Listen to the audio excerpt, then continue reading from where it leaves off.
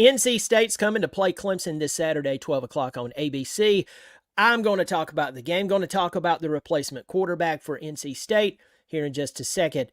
Welcome to the channel. I'm Brian. I'm glad you're here. We're just, 4 days away from the game. It's an exciting time.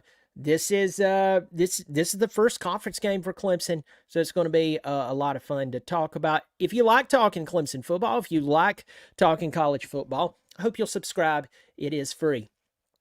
So at the beginning of the season, well, right before the season started, I said the NC State, I believe the NC State was a team that needed to be respected. They went to the transfer portal, picked up some really good players.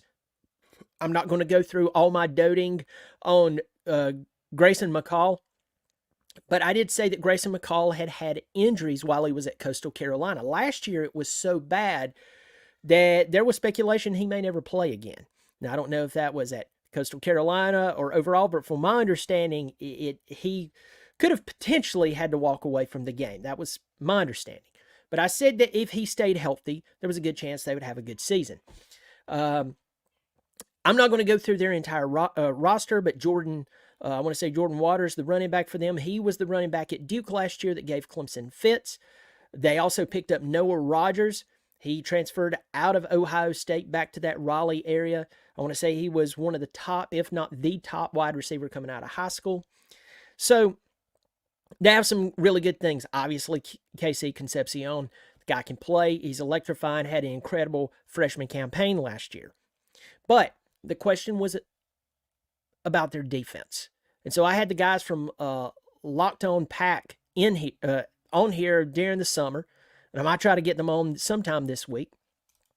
But by their own admission, they said that the defense was the question for them, that the defense had a few good players here and there, but Clemson's ability to play against their defense would probably be the difference if they had to guess at that point 3 months ago. Well, not only were they right about their defense, we were all dead wrong about their offense. The offense more than struggled against Western Carolina in week one. And for some of you who were outside of the geographical area of the Carolinas and you're watching this video, Western Carolina is in western North Carolina, up in Cullowhee, North Carolina. It's a beautiful area. You should go check it out. It's near Cherokee. It's near the Smoky Mountains. But they're an FCS school. And they went over in the opening game of the year against NC State in Carter Finley, which is not an easy place to play. I think it's one of the most underrated places to play in all of college football. They've got a great atmosphere up there. They went in, and at the beginning of the fourth quarter, this FCS school was winning 21-17. Now, NC State came back, dropped 3 touchdowns in that fourth quarter, and if you were just looking through the scores, you looked at it, you're like, that little school gave them a little more of a scare than what everybody anticipated, but NC State won. And what do we all use with that very first game? What's the excuse we use on that very first game if our team doesn't play well or if a team doesn't play well? Well, it's the first game of the season. And then the next week they played against the Tennessee Volunteers. Tennessee beat them 51-10. Now, we can talk about Tennessee. We can talk about that they're an SEC school. But 51-10? Really? 51-10. And that touchdown wasn't by the offense. It was by a tipped pass that one of their defenders came through from NC State, picked it off, took it to the house. So the offense could only muster up 3 points. Now we get into this game this past weekend with Louisiana Tech. Clemson was off.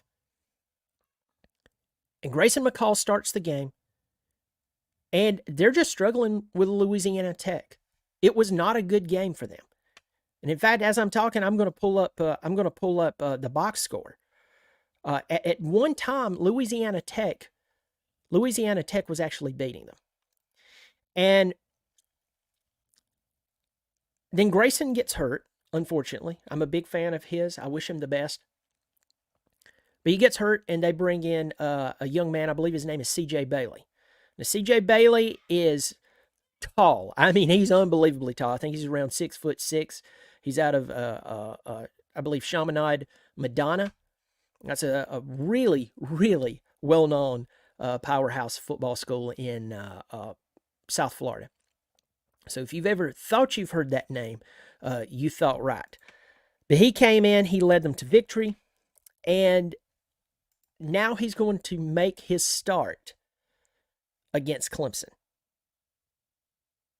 Now this guy is talented, but he's inexperienced. Now let's pause there and let's go back to this. Now, for some of you Clemson fans are like, "Whoa, you're talking about NC State a lot." Yeah, I am, because you need to know your opponent. NC State does have the playmakers, like I mentioned, KC, Concepcion, Jordan Waters. But really, what has held them back? I'm questioning the play calling of Robert Anae. Robert Anae is their offensive coordinator. He's been around college football for many, many years. He had Brennan Armstrong last year, a guy out of Virginia who had set records. Really couldn't do much with him. Brought in MJ Morris. Remember MJ Morris? Came in, played against Clemson, beat us. He beat us, and then he hit the transfer portal. I want to say he ended up at Maryland. I don't know if he ended up staying there, but I want to say that he ended up at Maryland. But the point is, just because CJ Bailey is young doesn't mean that he can't come in and have confident moments, especially with some of the tools that he has around him. But to me, I look at Robert Anae and I'm scratching my head, because you do have these weapons. Clemson, on the other hand, Clemson comes into this game after opening up a can on App State. Now, if you're someone who wants to talk trash about Clemson beating App State that bad, the App State's not that great, okay, yes, they're a Sun Belt school. Also, Appalachian State has a good football team. They are known historically for coming into a hostile environment and winning. So I'm glad that Clemson didn't get caught up looking back at the Georgia game or looking forward to the NC State game. I'm glad they came in, they beat their head in, and they sent them back to Boone, North Carolina. But if you want to talk trash and say, hey, Clemson beat a Sun Belt team, but they couldn't open up the playbook on Georgia, you haven't watched my other videos where I've criticized Clemson for that. Clemson should have opened up the playbook on Georgia, but I digress. We're going to move forward into this game. And Clemson's defense comes in with a lot to prove. They gave up 34 points to Georgia. Now, if you watch that game, you know that the offense gave them nothing to work with. They gave them nothing to work with. In fact, it was 6-0 at halftime, and then they just got tired. They did come out against Appalachian State. They held them. They played a very angry game. So what can we take away from those two games going into this Clemson game? It goes back to the offense for me for Clemson. Now, you went out 2 weeks ago, and you set records in the first half for most points put up in a quarter, most points put up in a half. Cade Klubnik accounted for 5 passing touchdowns, 2 rushing touchdowns, and over 90% completion percentage in the first half. He's the only player in 25 years to do that in FBS. That's incredible. That's wonderful. Don't go back into your shell. This is my concern. Don't go back into your shell against NC State.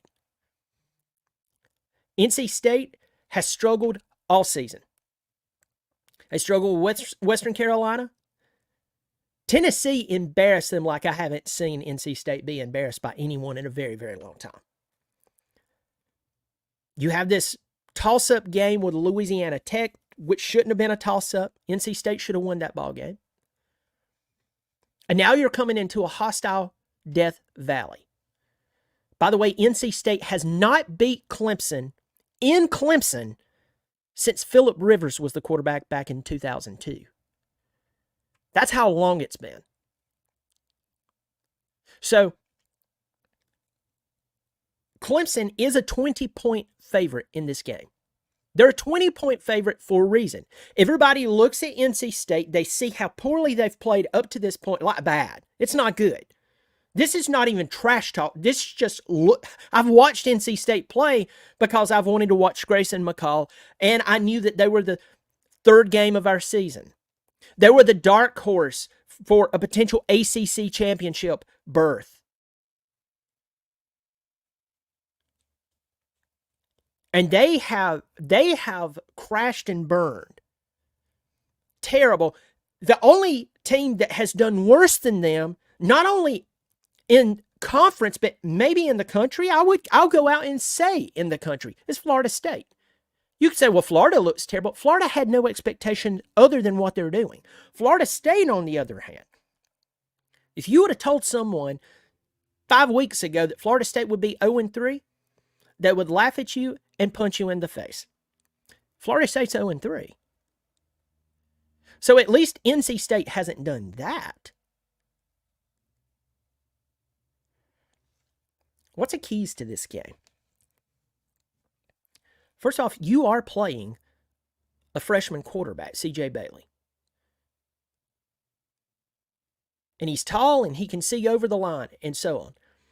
But Clemson's defense is the best thing consistently that they have going for him.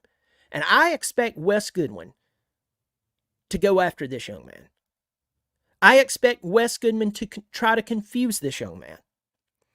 I expect him to look at C.J. Bailey and say, we're not going to give you time to throw. We're not going to give you time to make yourself look good. We're not going to give you time to potentially upset us or keep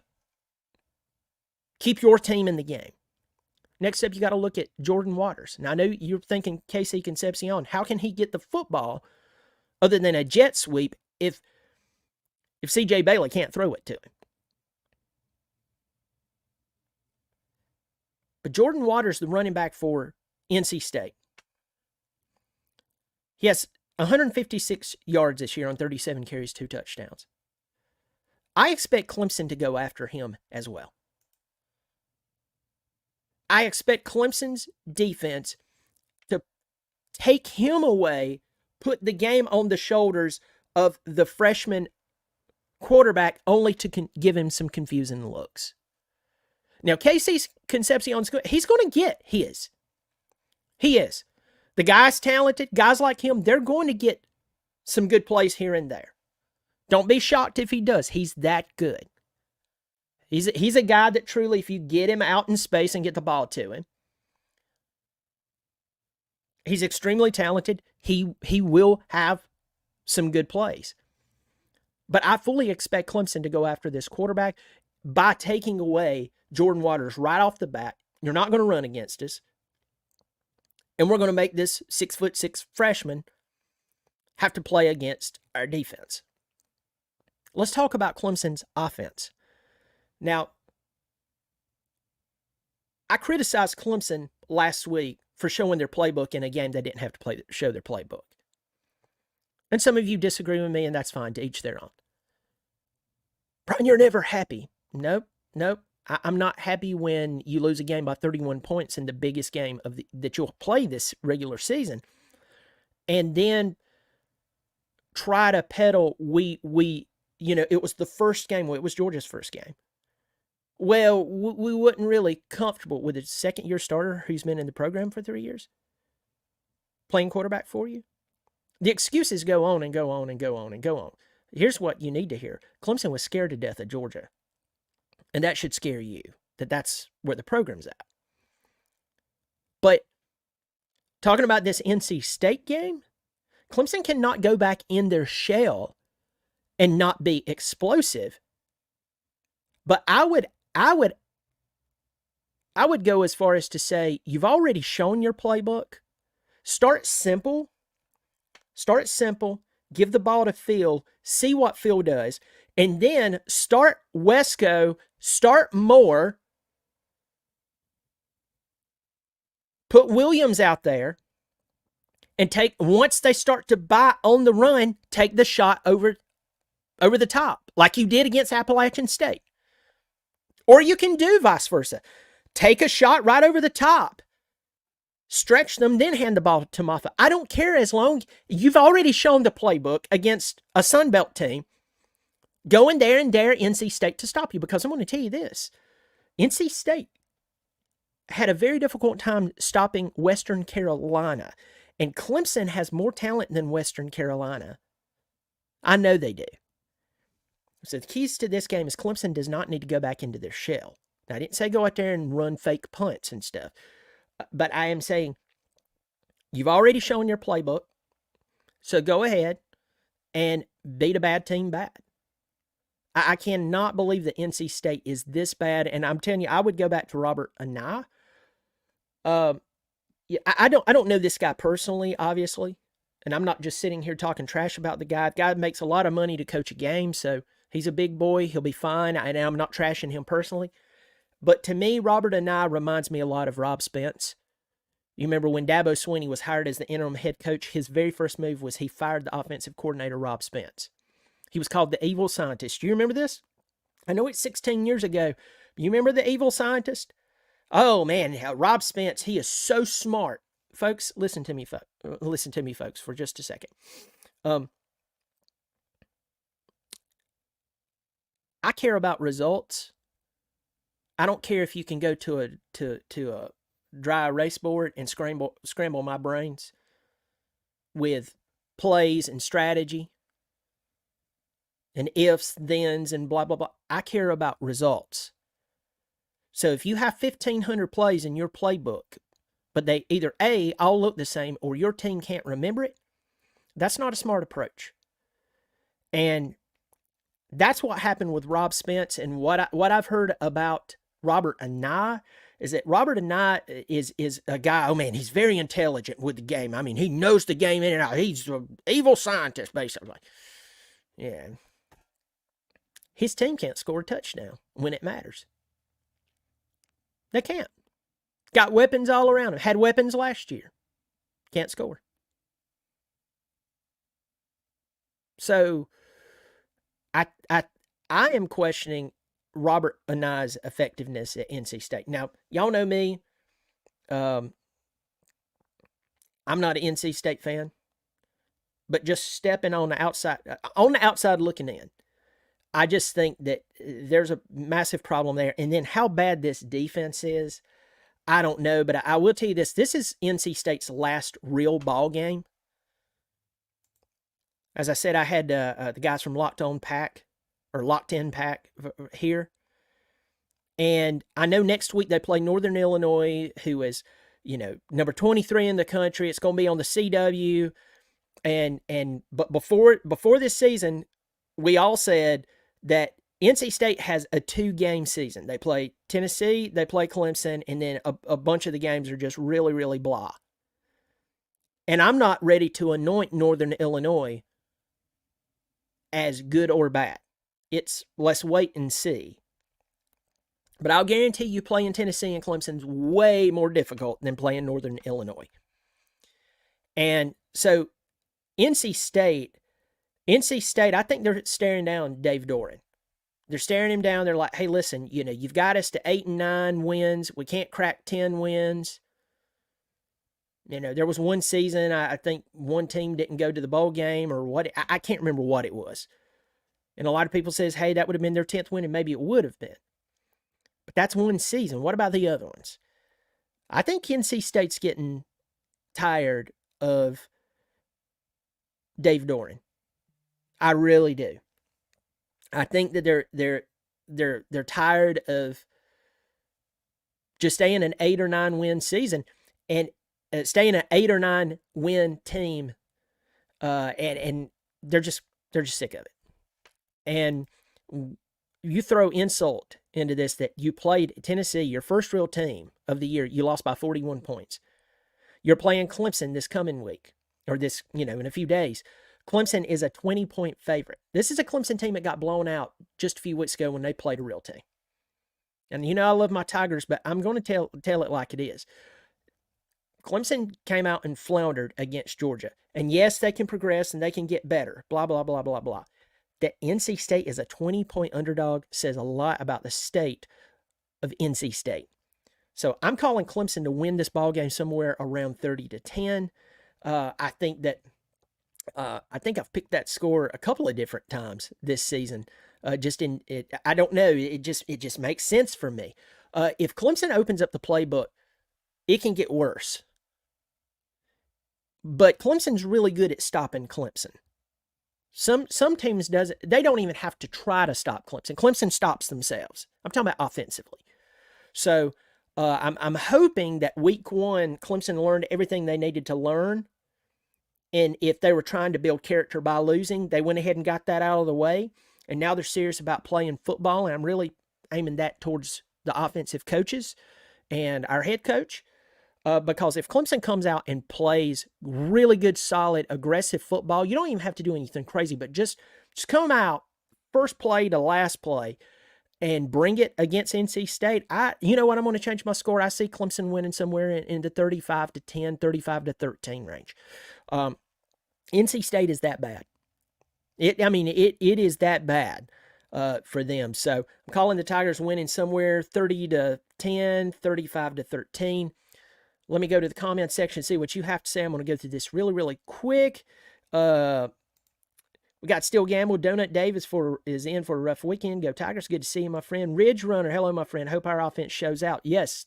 To me, it's not if they will show out. It's if they'll just be aggressive. Matthew. Yeah, C.J. Bailey is clearly the biggest wild card of the game. It's interesting. It's very interesting. What's up? Tuning in from hometown of Hemingway, South Carolina. Go Tigers. Good to see you, Cohen Pope. Hard to game plan against QB you haven't seen, but State can only get better offensively with a different quarterback. App State is a top 30-ish team since they were receiving votes. That's true. Bruce C. Wolfpack always worries me. They hate us because they ain't us. I grew up on the State campus athletic camps. Go Tigers. Good to see you. May there, Brian and Bobby D. Did Clemson get lucky versus App State? Just a fluke game? No, they didn't. They actually came out and played an aggressive game. 2 days too late. I got Clemson going 11-1 facing 11-1 Miami in ACC championship. Interested. Cade being steady, making the right reads. O-line keeps performing great, starting Westco, Moore, Williams, and Brown will be just fine. All in. Good to see you, Dean Wilson. Let's see. Mike Norvell said he is pleased with the way he's preparing and pleased with the things that he's doing. Well, he can say that because I think they just gave him a fat contract at the end of this last season. So even if Mike Norvell doesn't win one game this year, he's fine. He can do that. He can lose every game this year, and I don't think they have the money to buy him out. So, I don't like fat contracts. I like solid contracts that gives them, hey, we do believe in you. But too big of contracts, it's just like we've seen with a lot of NFL players. Not all of them, but a lot of them, they get that big contract, and guess what? They give up. They don't play as hard as they used to. There's no incentive for them to play well. We saw this with Jimbo Fisher. Jimbo Fisher should have never received a $75 million buyout.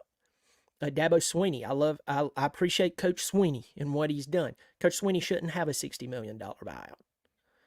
Coach Swinney should have about a $15 million buyout to where if he decides to quit, but still receive a paycheck, Clemson can say, they can keep him in check. And so I say that not just towards Coach Swinney, I say this towards all coaches and all players. So that's my thought. But McCall is Trevor 2.8. State has no Turner.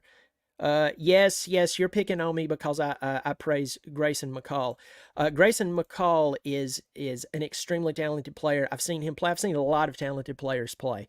And before he became really injured, I think last year actually he was much more hurt than what I realized. But the guy can play. And if his career is ending like that, that's really sad. That a guy that could ball, because I'm going to tell you right now, if a healthy Grayson McCall was available to come play at Clemson, I'd replace Cade with him right now, with a healthy Grayson McCall. Oh, he's just a Sun Belt player. Okay, fine. That's fine, folks. I'm not saying that towards you, user. I'm saying that just in general because I've had people pick at me about it. No, the guy was a baller and he ended up getting hurt. So I hate it for him. State has no Turner. You are right. They have no Turner. Folks, leave your comments below. Give me your game prediction. What do you think the key to the game is this coming Saturday? If you're an NC State fan, drop a line in here and let me know. Who am I overlooking? Do you actually stand a chance in this game? No, I'm not talking about the old Bobby Dodge statement. Oh, anybody on any given Saturday can win. Yeah, that's all good and stuff, but let's talk reality. Let me know. Give me your thoughts in the comments below. If you haven't subscribed, remember it's free. If you like what I'm doing, I hope you'll subscribe. It is free. You take care of yourself, and as always, go Tigers.